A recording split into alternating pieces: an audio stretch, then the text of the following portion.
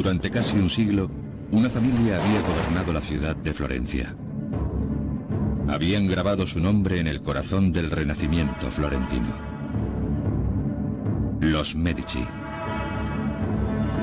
Pero en la cúspide de su éxito, habían sido derrocados por una inesperada revolución. Ahora, dos primos criados como hermanos luchaban para resucitar la supremacía de su familia y recuperar el control de Florencia. Giovanni y Giulio de Medici aspirarían al poder máximo, el papado. Obligarían a trabajar a su servicio al mayor artista de todos los tiempos. Miguel Ángel Buonarroti redefiniría todos los campos de realización artística. Pero vería atemorizado cómo los Medici dividían la iglesia en dos y llevaban a Florencia, Roma y Europa entera al borde del colapso.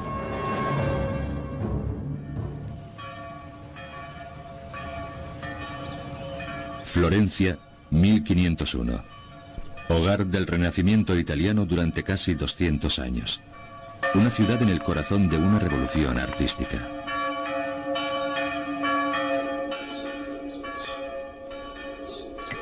Y ahora, en un taller tras la catedral, una extraordinaria obra de arte empezaba a tomar forma.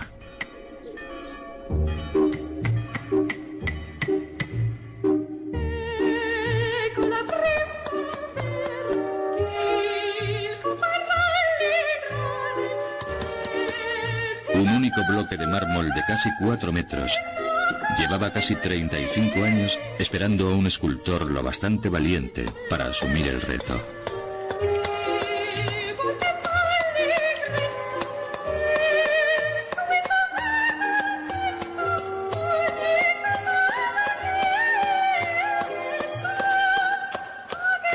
Aquel escultor se llamó Miguel Ángel Buonarroti. Miguel Ángel vivía para su trabajo. Creo que era, desde cualquier punto de vista, un adicto al trabajo. Apenas comía, no dormía mucho. A menudo se ponía a trabajar a altas horas de la noche con su martillo. Al parecer, una vez se pasó meses sin quitarse las botas, y cuando al fin se las quitó, con ellas salió también la piel.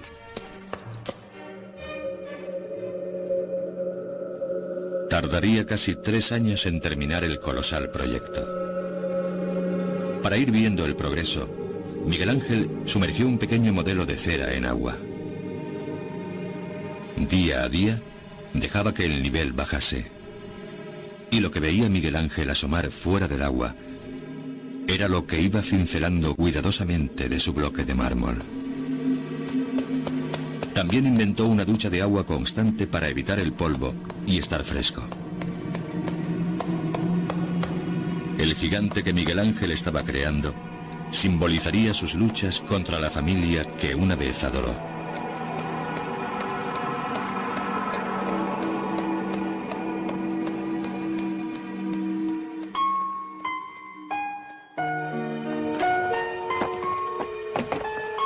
«15 años antes, el escultor había sido adoptado por la familia más grande de Florencia.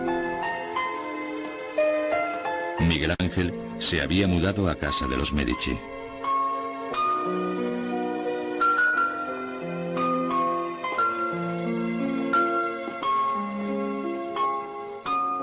El joven artista se vio rodeado de arte.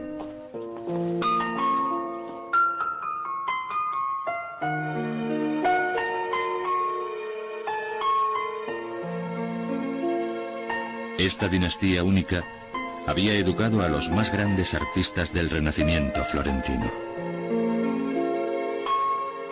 Pero cada obra de arte creada en su nombre servía a un propósito mayor: la promoción del sello Medici. Su mecenazgo hacía patente el poder de una familia que poseía toda Florencia.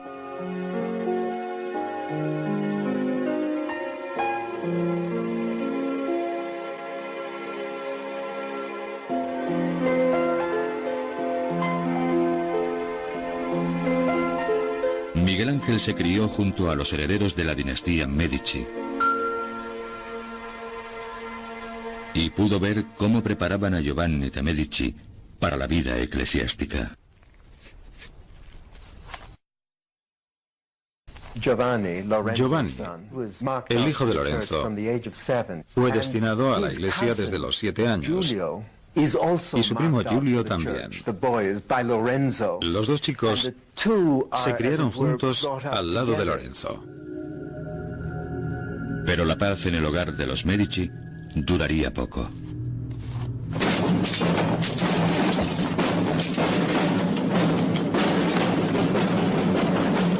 Una sangrienta guerra civil estalló en las calles de Florencia, provocada por envidia a la riqueza y el poder de los Medici. Miguel Ángel se quedó en Florencia mientras todas las señas de identidad de los Medici eran borradas de las calles.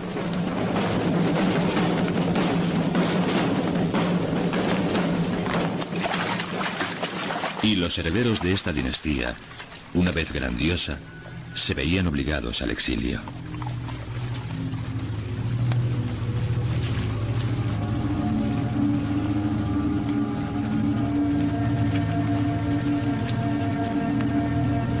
Giulio de Medici había sido ordenado sacerdote y prior.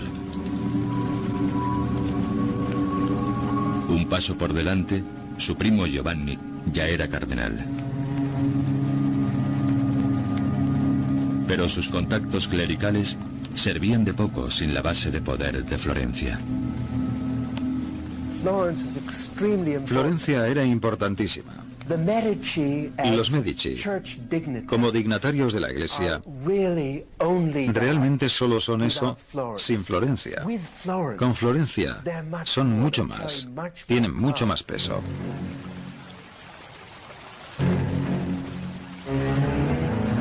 Pero la ciudad de Florencia había puesto precio a sus cabezas.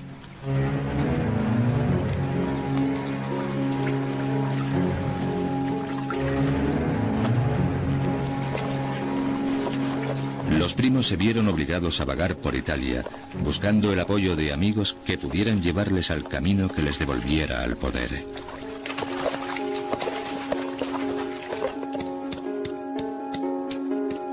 En Florencia, Miguel Ángel había sobrevivido a la caída de los Medici, y ahora su obra maestra estaba casi terminada. La ciudad pronto tendría un impresionante símbolo de independencia.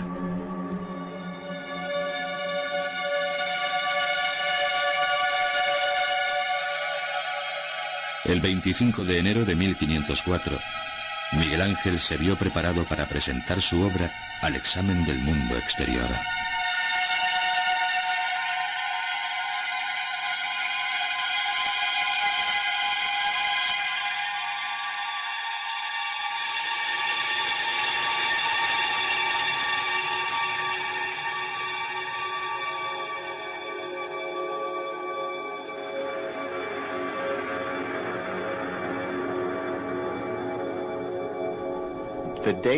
El David empezó como un encargo para la Catedral de Florencia, para colocarlo en lo alto del edificio.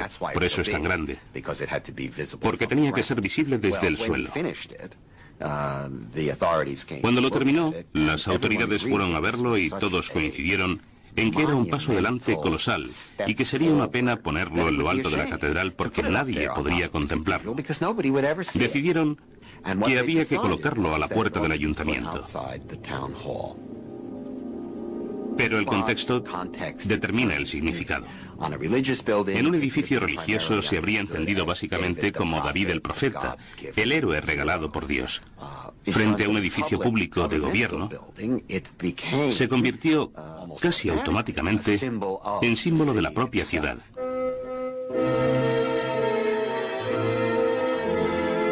Lo que Miguel Ángel había creado pasó a ser el máximo símbolo de resistencia a los autoritarios Medici. La República quiere esa imagen. Quiere que Florencia sea David y que se vea a los Medici como Goliat. Lo que crea Miguel Ángel es una pieza increíble de arte republicano. Es mostrar Florencia tras los Medici, la muerte de los Medici. Eso es lo que representa el David. Hasta el propio Miguel Ángel creía que la ambición de los Medici amenazaba el futuro de la ciudad de Florencia.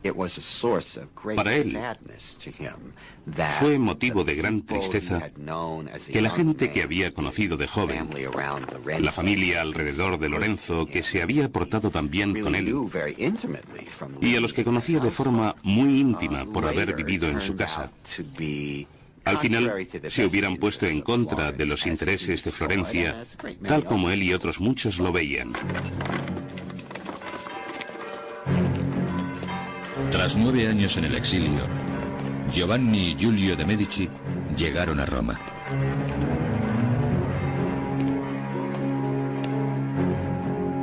Llevaron su caso al máximo nivel de la Iglesia.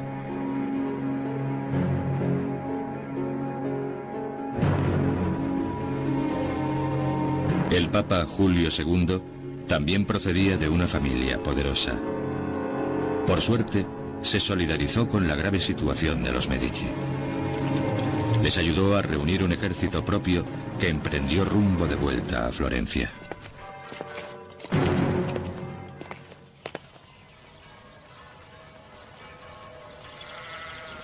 En ausencia de los Medici, la ciudad había asumido un nuevo espíritu de independencia.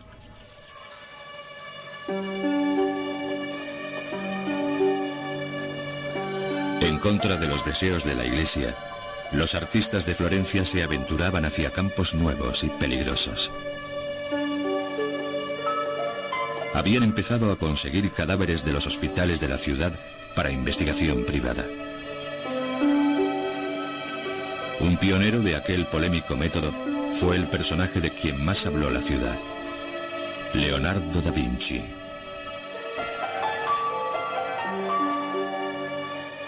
El gran maestro estudió detenidamente la complejidad del cuerpo humano. No se le escapaba detalle.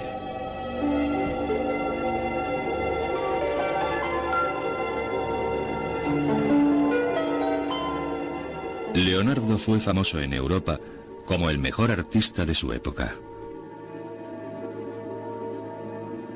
Pero sabía que había otro candidato a ese título: Miguel Ángel. Al poco tiempo, el cardenal Giovanni de Medici recibía noticias dramáticas. Su mentor y maestro, el Papa Julio II, había muerto.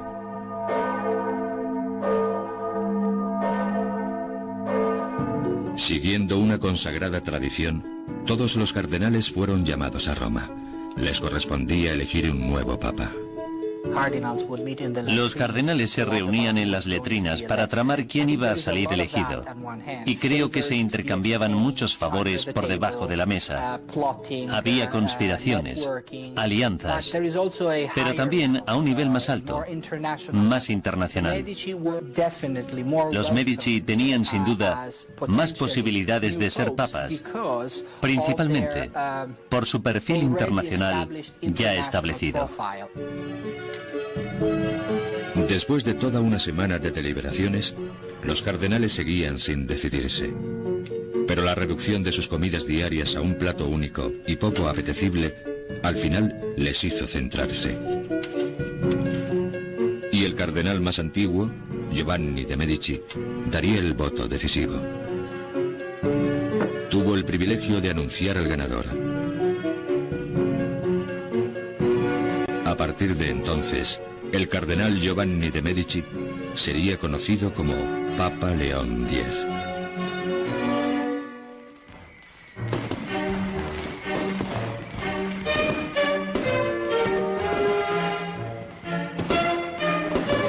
El acceso de Giovanni al papado lo cambió todo. La ciudad de Florencia daba ahora la bienvenida a su anterior enemigo con los brazos abiertos.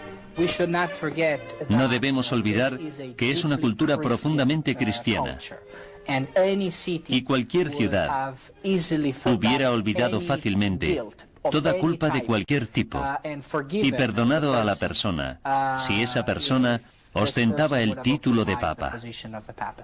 Es un prestigio y un honor para la ciudad.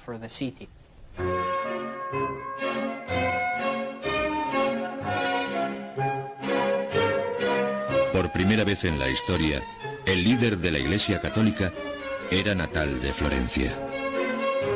El Papa no tardó en sacar provecho de su estatus para reforzar la posición de la familia Medici.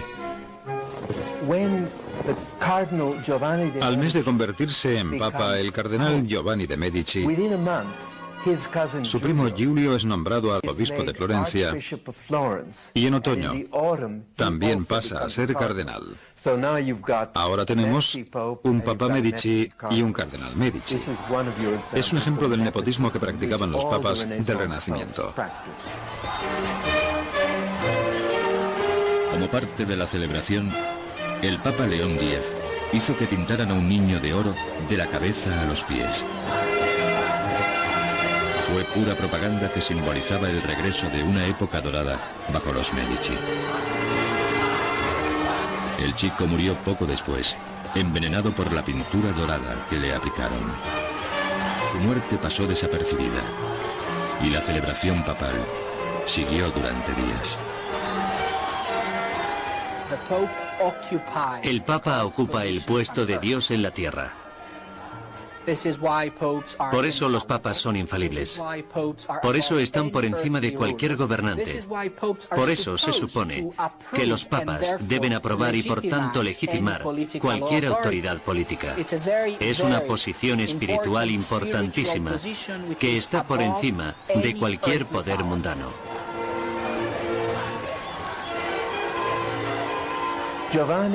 A Giovanni le encantaba la diversión. Le encantaba beber, cazar. En cuanto le nombraron papa, escribió una carta a uno de sus hermanos, donde decía que Dios nos había concedido el papado para que lo disfrutásemos.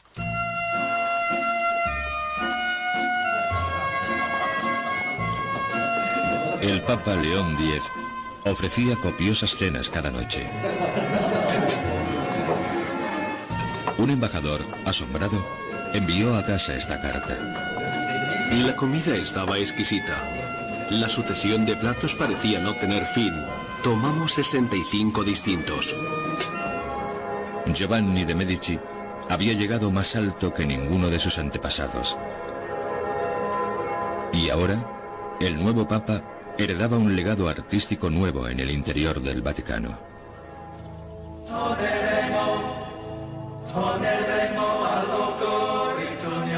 Durante 4 años, Miguel Ángel Buonarroti había trabajado en un importante encargo en Roma. El último Papa, Julio II, le había ordenado pintar el techo de la capilla papal del interior del Vaticano. Pero el techo de la Capilla Sixtina tenía 1000 metros cuadrados. Miguel Ángel estaba convencido de que fracasaría. Le obligaron a pintar la Capilla Sixtina, creía, como una especie de conspiración contra él de enemigos que no querían verle triunfar en la escultura. Es irónico que el hombre que yo creo que todos consideramos el mayor artista de todos los tiempos, el mejor pintor de todos los tiempos, nunca se viera realmente como pintor. Miguel Ángel lamentaba cada minuto que pasaba en la Capilla Sixtina. En esta posición tan difícil se me sube el estómago hasta la barbilla. Tengo los lomos en la barriga y no veo dónde pongo los pies. Con el incesante goteo desde el techo, el pincel me pone la cara como un mosaico. Sabía que era un genio. No soportaba a los tontos. Y la palabra que más se usaba para describirle era terribilita, que significa espantoso, en el sentido literal de causar terror a los demás. Trabajando en secreto, un reducido grupo de sufridos ayudantes echaban una mano a Miguel Ángel con su trabajo más exigente. Con los frescos tienes de 12 a 24 horas para crear tu obra maestra. La palabra fresco hace referencia al yeso. Pinta sobre yeso, yeso fresco. Y el yeso, y más en un día caluroso en Italia, se seca muy rápido. Con lo cual es una auténtica carrera contra el reloj. El fresco se consideraba la técnica pictórica más difícil. Se decía que había muchos pintores que dominaban la pintura al óleo, pero solo los mejores lograban dominar el fresco. Tras varios años en el andamio, era un verdadero maestro, un virtuoso. Podía pintar grandes escenas en un solo día.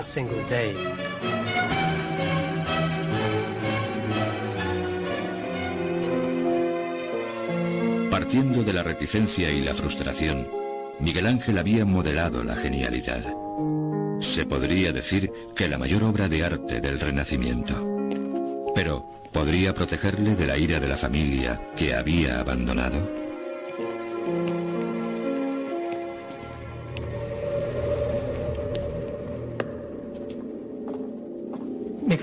Miguel Ángel siempre fue muy temeroso de su vida política. Salía corriendo al más leve olor a pólvora. Tenía miedo de que se tomasen represalias contra él, porque, por supuesto, se había encontrado a sí mismo con el régimen que siguió a los Medici.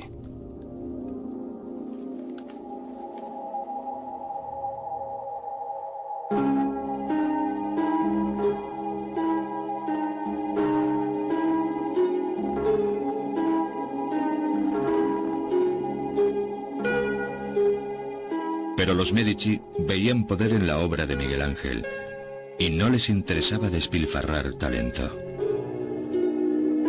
Le hicieron una oferta que no se atrevió a rechazar.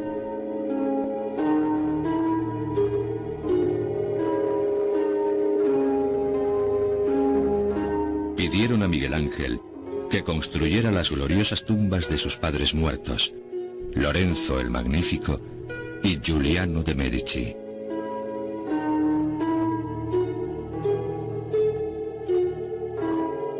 Fue el trabajo en mármol más ambicioso que terminase Miguel Ángel desde el David. Pero esta vez era una escultura honrando a los Medici. Creo que le hubiera resultado muy difícil rechazar un encargo como las tumbas de los Medici. Primero, quería a la familia y habría colaborado encantado a su conmemoración. Segundo, eran sus amigos. Los mecenas habían sido sus amigos. Y tercero, se trataba del Papa. Y no es fácil decirle no al Papa.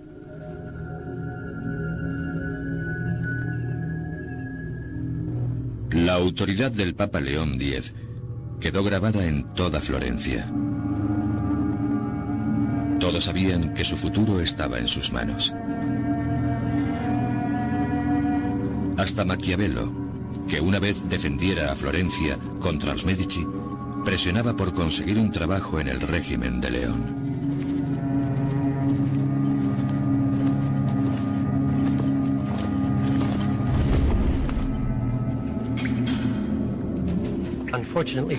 Por desgracia para Maquiavelo, no tardaron en encarcelarle por conspirar contra el gobierno y torturarle de la forma más cruel que los torturadores florentinos conocían. Maquiavelo se exilió de la ciudad totalmente deshonrado. Encerrado en su villa del campo, reflexionaba sobre la vida que había perdido. Atrapado en el dominio de los sinvergüenzas, rompo los moldes de mi cerebro y dejo salir la sensación de haber sido maltratado por el destino. Como le sobraba tiempo, Maquiavelo empezó a escribir un manual para aspirantes a dictadores.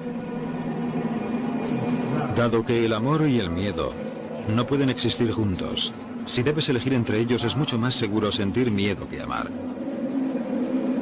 Maquiavelo llamó a su libro El Príncipe. En él describía el mundo en que la política carecía de moralidad. La teoría política de Maquiavelo separa por primera vez la ética de la política. Es algo que ningún pensador había hecho antes. Según Maquiavelo, el príncipe debía ser un gobernante cínico y actuar en términos de razón de Estado. Es el primero en reconocer la naturaleza no ideal de la política, que era exactamente lo que se daba en su época. El príncipe estaba inspirado por los Medici y dedicado a ellos. Pero el plan de Maquiavelo fracasó. Los Medici se negaron a darle trabajo. El nombre de Maquiavelo se convirtió en sinónimo de crueldad y cinismo político.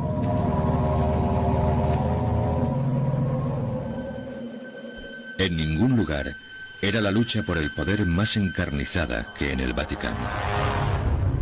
En 1516, un grupo de cardenales conspiró para cometer el máximo crimen: el asesinato del Papa.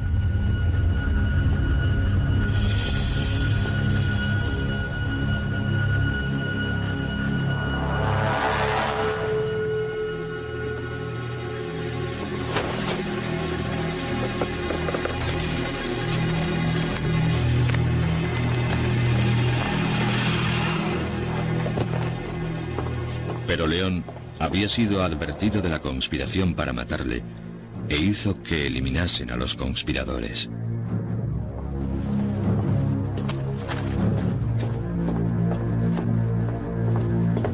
Los primos Medici tomaron medidas para asegurar la lealtad de aquellos que les rodeaban.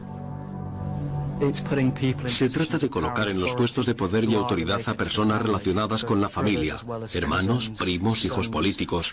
Es toda una infiltración, la clásica jugada de la mafia, acaparar toda una esfera de lo más alto a lo más bajo. Y a los Medici se les da bien. Tienen un buen historial en estas artimañas y es precisamente lo que hacen con el papado.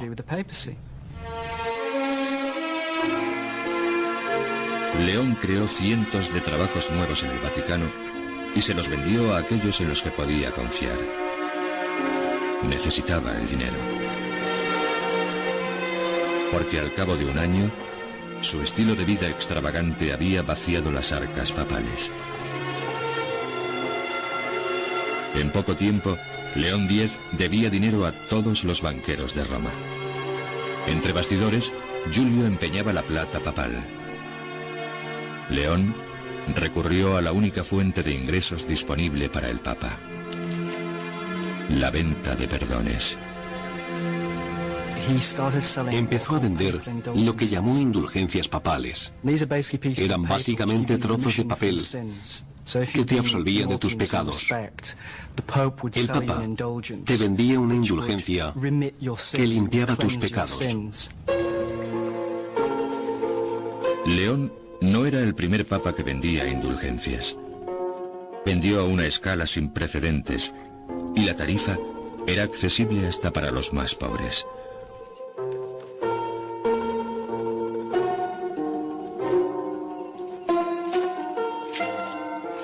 En toda Europa, el Papa encontró mucha clientela, porque una indulgencia podía significar librarse de una eternidad en el infierno. La Iglesia creó la figura del predicador de indulgencias itinerante, que se paraba en las plazas principales de las ciudades y predicaba una indulgencia específica. A los que compraban la indulgencia se les daba a cambio un recibo. La venta de salvación era una mina de oro para el Papa.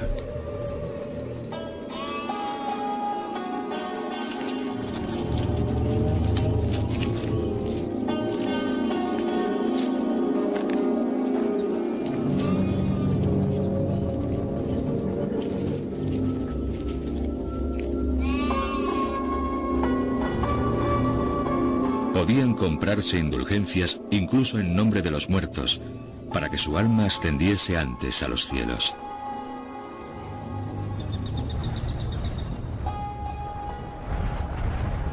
Los beneficios de la venta de absoluciones iban saldando las deudas del Papa.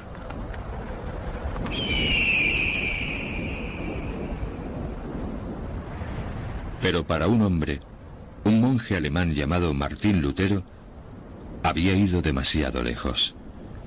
Lutero está totalmente horrorizado por lo que hacía la Iglesia. Para él simbolizaba todo lo corrupto y decadente del catolicismo.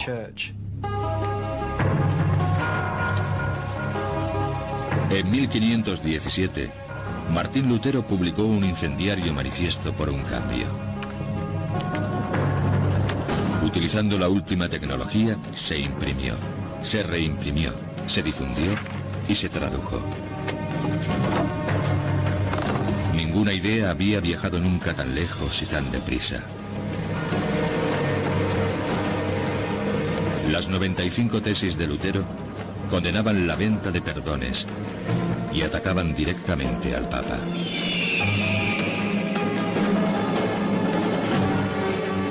El Papa es más rico que nadie.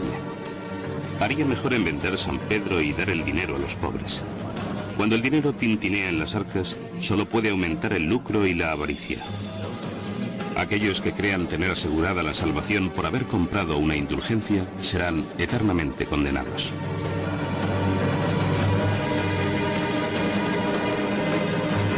Nadie se había atrevido nunca a utilizar un lenguaje tan claro contra el poder de la Iglesia Católica. Fue el comienzo de una revolución. Lutero intentaba reformar la Iglesia, no destruirla, pero el asunto fue ganando peso y se descontroló totalmente. En poco tiempo, el manifiesto de Lutero llegó hasta León X.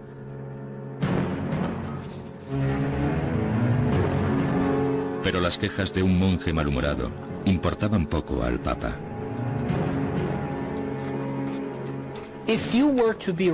Si eras el Papa de Roma, el ombligo del mundo, la institución terrenal más poderosa con dinero manando incesantemente de tus arcas, un monje agustino de Wittenberg no era absolutamente nada. Y después de todo, Alemania era la tierra de los bárbaros, Die Barbari, la tierra del estilo gótico en oposición al Renacimiento.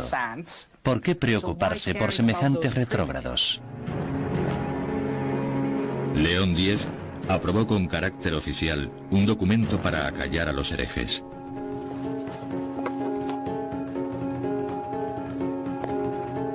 La bula de excomunión condenaba a Lutero al infierno. El Papa puede decidir la redención de todo ser humano. Ser excomulgado por el Papa implica que a uno le denieguen el acceso al cielo.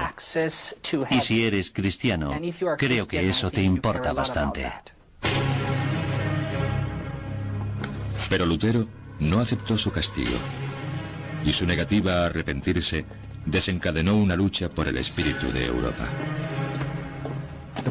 La Reforma Protestante fue una revolución. Es una de las cosas más importantes que ocurrieron en el Renacimiento y separó a la Iglesia en dos. Seguimos viviendo con esa división entre católicos y protestantes. Hoy sigue vigente y se remonta a aquel periodo entre Lutero y León.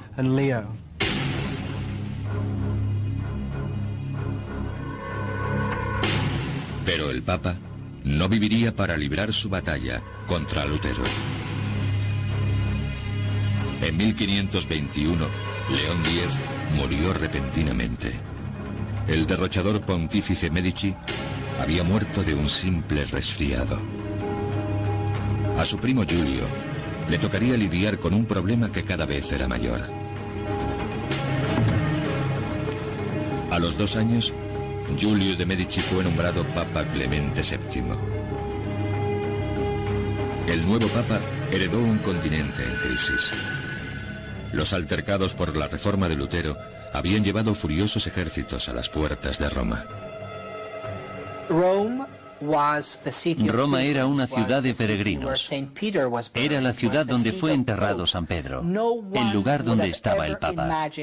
Nadie hubiera imaginado jamás en la cristiandad occidental que alguien pudiera atreverse a considerar el saqueo y la destrucción de Roma. Era simplemente una ciudad santa, y las ciudades santas no se saquean. Pero para los hombres que rodeaban Roma, no quedaba nada sagrado en el punto neurálgico del catolicismo. Muchos eran seguidores de Lutero, movidos ahora por un profundo odio religioso. Muchos de los soldados eran de origen y nacionalidad alemanes, y por tanto luteranos. Consideraban a Roma como la nueva Babilonia, la nueva ciudad de pecado que albergaba el anticristo.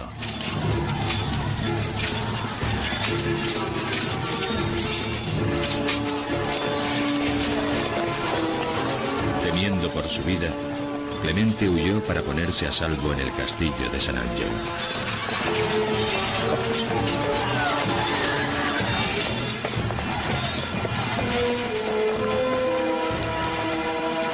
Y sus miedos estaban justificados.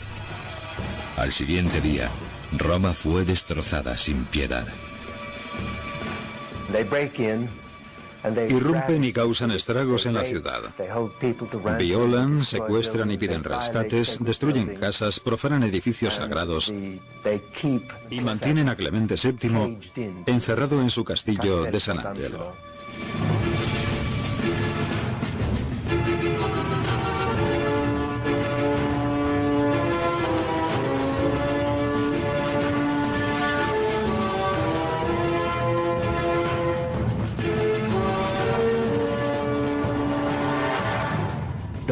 Unas 8.000 personas murieron el primer día.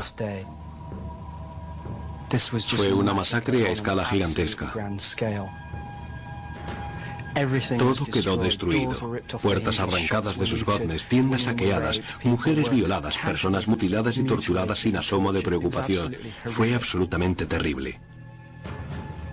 El saqueo de Roma fue probablemente uno de los momentos más negros del Renacimiento.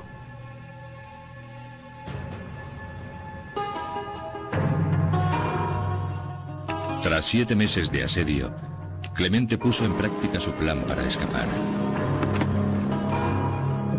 Cambió sus ropas por harapos. Hizo quitar las joyas papales de su sitio y fundir todo el oro.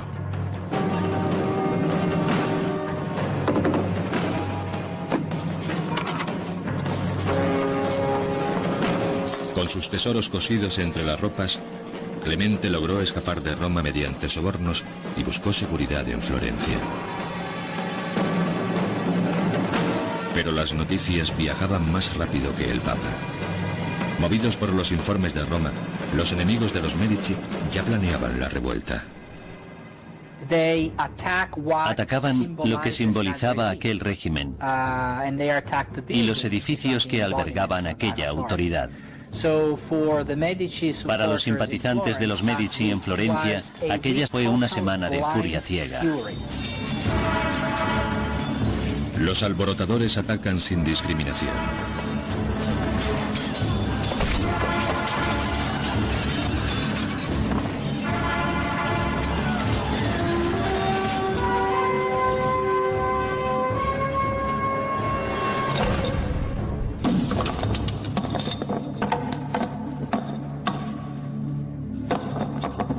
Un banco arrojado desde el ayuntamiento dañó el David de Miguel Ángel, el mayor símbolo de la resistencia de la ciudad a los Medici. Después del caos, el Papa Clemente VII estaba preparado para atacar Florencia.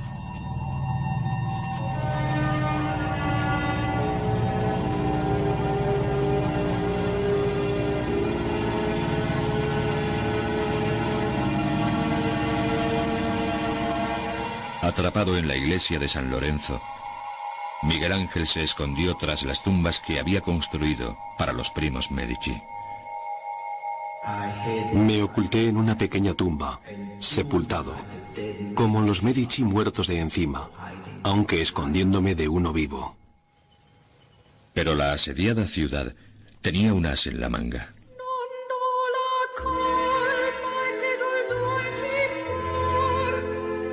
Cautiva en Florencia estaba la última heredera legítima de los Medici. La sobrina de Clemente VII tenía 11 años. Se llamaba Catalina de Medici.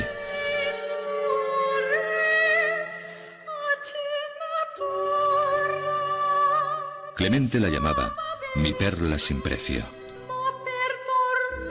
Pero sabía exactamente el valor que tenía para la familia Medici.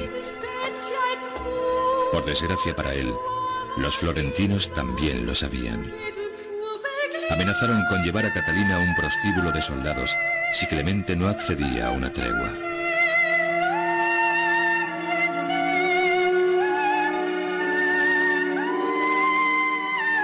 Y Clemente retiró sus tropas porque tenía planes para Catalina de Medici.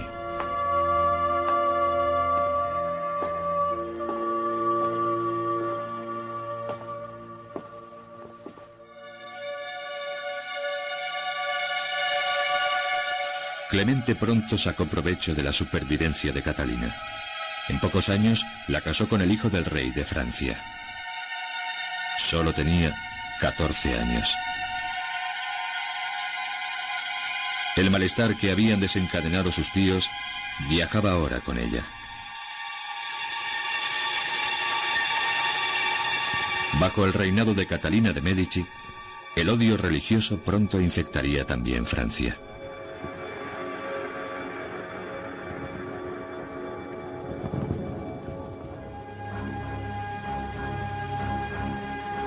De vuelta en Roma, Clemente VII tenía los días contados.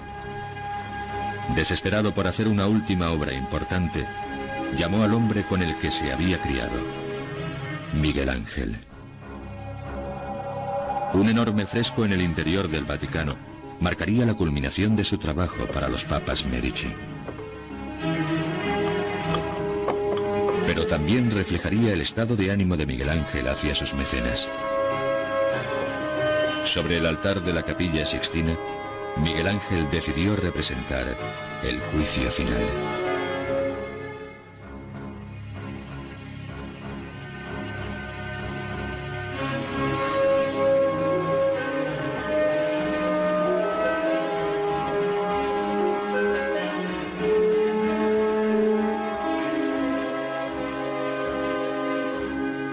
El magnífico fresco fue producto de la angustia de su época.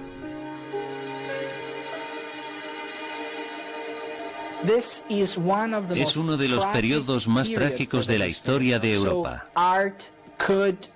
El arte ya no podía ser una mera representación de la belleza natural como lo había sido en el Renacimiento, debido a los dramáticos acontecimientos de aquella época. El juicio final encargado a Miguel Ángel seguramente expresa ese sentimiento de opresión y ansiedad tan típico de la época. No son personas felices. Los cuerpos se retuercen y sufren. No se puede pintar personas felices, serenas y sonrientes, rodeadas de bellos paisajes con semejante trasfondo. Es como la transición del impresionismo al expresionismo. El impresionismo es serenidad, belleza, naturaleza bucólica. El expresionismo es dramático. El expresionismo es insoportablemente violento como arte.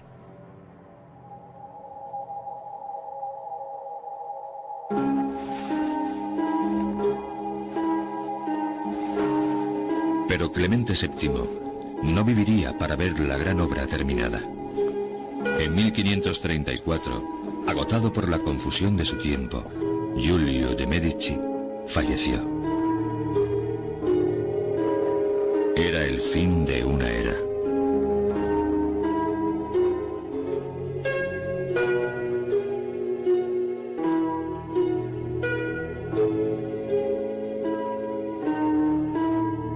El corrupto y desastroso pontificado de los papas Medici terminaba.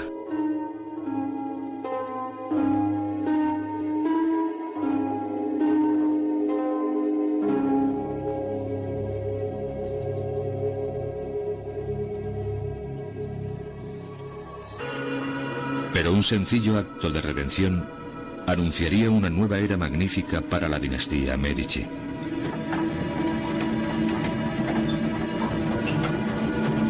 Las generaciones futuras llevarían el Renacimiento más allá del campo del arte y la escultura y cambiarían la percepción humana del universo para siempre.